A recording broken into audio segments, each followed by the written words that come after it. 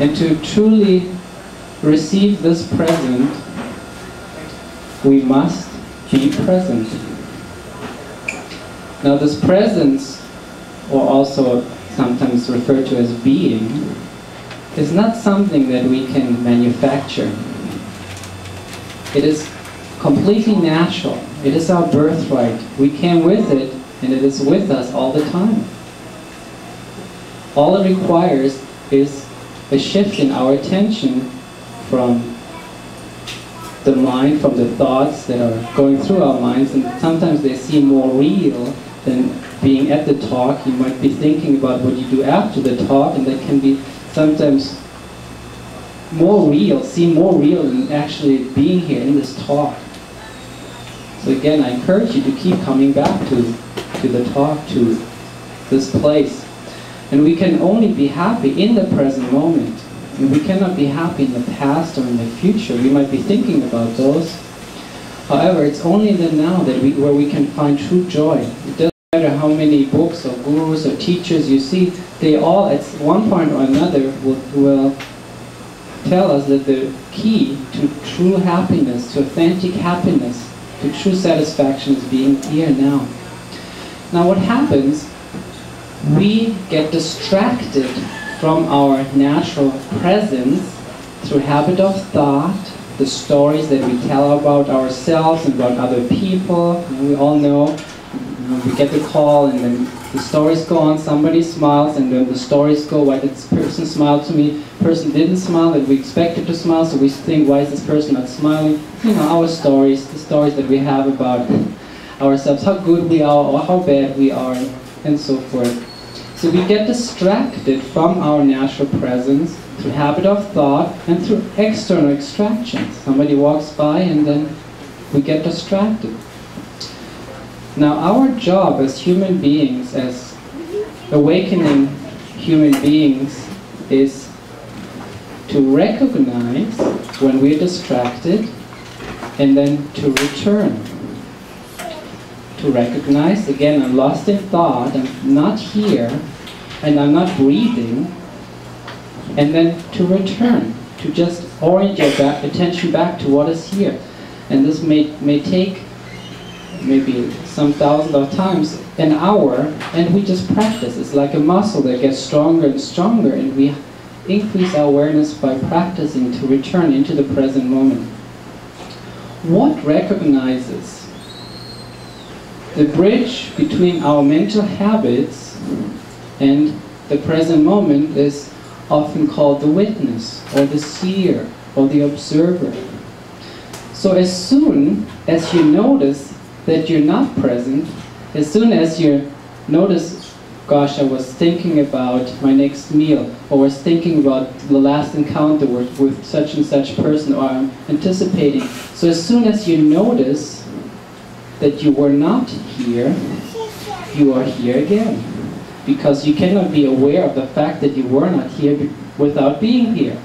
So that is a wonderful opportunity, again, to orient your attention back to something that is actually here, like your body. Your body is always here. John Kabat-Zinn wrote a book, Wherever You Go, There You Are, a wonderful book. And our body is always on time. And it loves us so much that it is with us from birth until death. And wherever we go, it's with us. It never abandons us. As some of us, when it breaks down, we feel betrayed by the body. We didn't even notice that we have a body until it breaks down, and then it becomes more an obstacle rather than a precious gift. Yeah? However, we can use the body as a doorway to return to presence.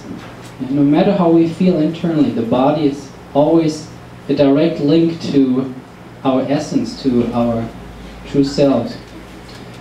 So when we get distracted, we come back into the body, we orient our attention, we magnetize the body, so we keep returning to the living truth in the body. Now when we get distracted, we can use the breath, we can use the sensations in our body. Now, some of you might feel a tingling or pulsing in your hands right now, on your feet, or pressure where your feet touch the ground. Those kind of things the air, your clothing touching your skin. So we keep returning to what we know is true. That's all we know that is true. We see the mind as well. We can see the thoughts without judging the thinking mind. So we're letting go into the living truth of the moment through sensation. Now this movement from unconsciousness to presence is a radical shift for us as human beings that many of us are experiencing. Yeah, there's more and more people that just know they can't go on like this anymore. And we all want to suffer less. We all want to feel more of what often is called authentic happiness.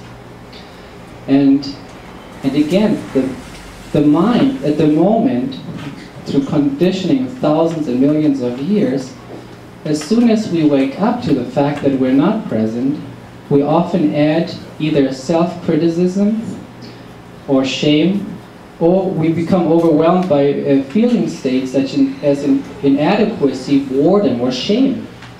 It's ironic that at the very moment that many of us wake up to life as it is, yeah, we might be in the supermarket picking up an orange and seeing the bright colors, very often the mind again begins to spin its stories, the inner commentary begins again.